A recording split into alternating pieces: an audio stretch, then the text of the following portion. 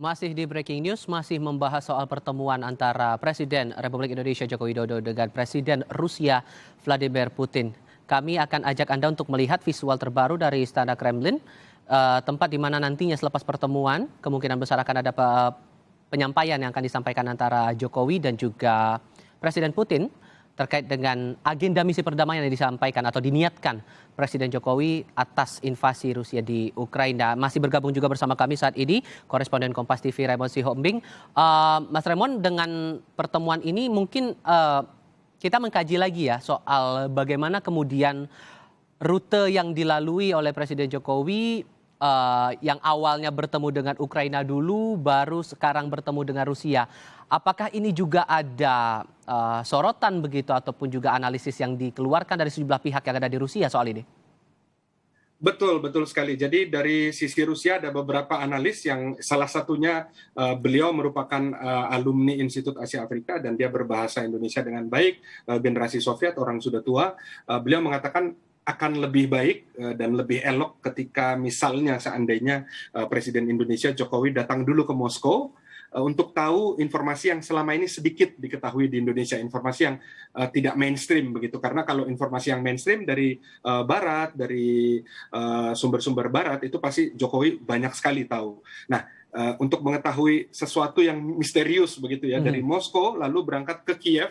Setelah dapat pesan-pesan sponsor begitu dari Moskow, lalu ke Kiev, dari Kiev dia akan dogovoritsa ya, istilah bahasa Rusianya dogovoritsa itu kayak janjian. Oke lah, you akan dapat jaminan dari kita Indonesia bahwa kita akan netral, kita akan berusaha supaya begini, tapi please stop minta senjata begitu ya. Nah, lalu setelah dari Kiev, Presiden Jokowi lewat Polandia datang ke pertemuan G7 yang memang disitulah sumber dari buat Rusia, di situ sumber atau perspektif Rusia ini adalah sumber malapetaka yang sedang terjadi sekarang karena mereka setiap hari sampai saat ini bahkan kemarin itu terjadi pertempuran di Ukraina Barat ya perbatasan dengan Polandia karena negara-negara NATO sudah mulai mengirim pasukan-pasukan resmi berbendera NATO dan alat-alat artileri berat dan jarak menengah dan jarak jauh begitu ke Ukraina dan itu yang membuat Rusia makin bilangnya geram begitu ya.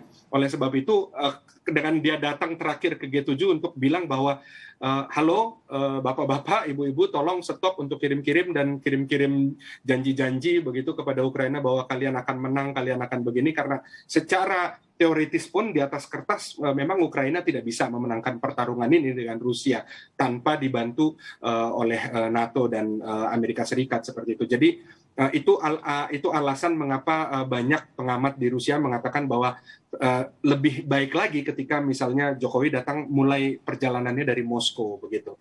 Tetapi kemudian kan memang ini sudah terjadi dan mereka justru berharap dari pembicaraan dengan Presiden Putin saat ini akan ada sesuatu kabar baik yang bisa membuat orang Rusia happy begitu.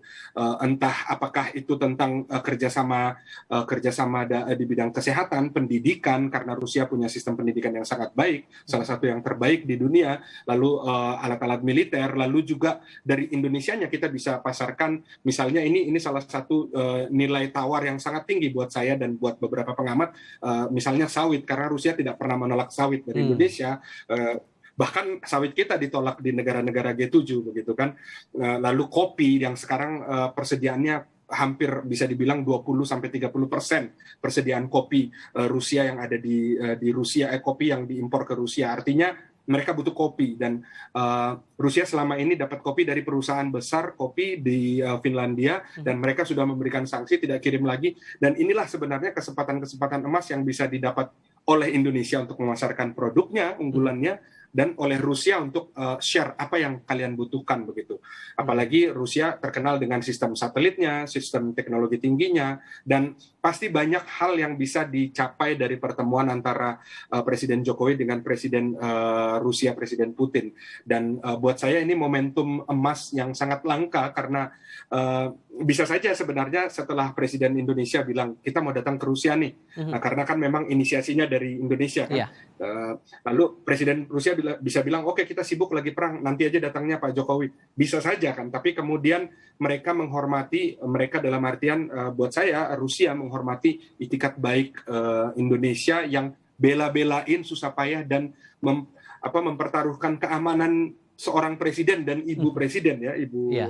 ibu Jokowi ya. Ibu Dan Iryana. itu buat Rusia itu nilai yang sangat tidak bisa dikomentari apapun gitu. Dan buat saya dan semua pengamat membahas soal itu. Jadi itulah yang di kekuatan yang dimiliki oleh Indonesia lewat Presiden Jokowi, bahwa Indonesia bela-belain meskipun tahu kemungkinannya kecil sekali untuk perdamaian saat ini ya. Kita Oke. tidak bicara kemudian, tapi kecil kemungkinan, tetapi niat baik ini yang dihargai oleh Rusia. Dan beberapa kali Presiden Putin kan juga sudah mengatakan bahwa beliau, karena Presiden Jokowi insist dan bilang kita mengundang Rusia, kita tidak takut siapapun, kita netral begitu ya. Dan itu yang dihormati oleh Presiden Putin. Oke, saya datang, meskipun nanti formatnya bisa jadi offline, bisa jadi online, kita belum tahu keputusan terakhirnya. Memang kabar yang beredar di Rusia, beberapa media pun sudah banyak yang menulis soal kemungkinannya kecil sekali kalau Putin datang offline begitu. Tapi kedatangan itu kan nggak harus offline gitu. Sekarang setelah pandemi saya pikir online offline tidak ada bedanya gitu ya.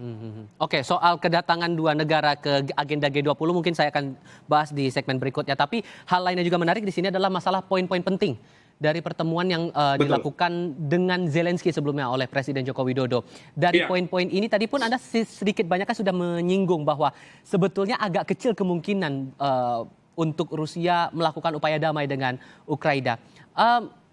Berarti bagaimana kemudian respon sosial masyarakat di Rusia sendiri soal ini? Nanti kita akan bahas lebih lanjut selepas jeda berikut. Kami juga masih akan memantau bagaimana perkembangan terbaru dari kawasan Istana Kremlin selepas pertemuan antara Presiden Joko Widodo dengan Presiden Rusia Vladimir Putin. Tetap di Breaking News.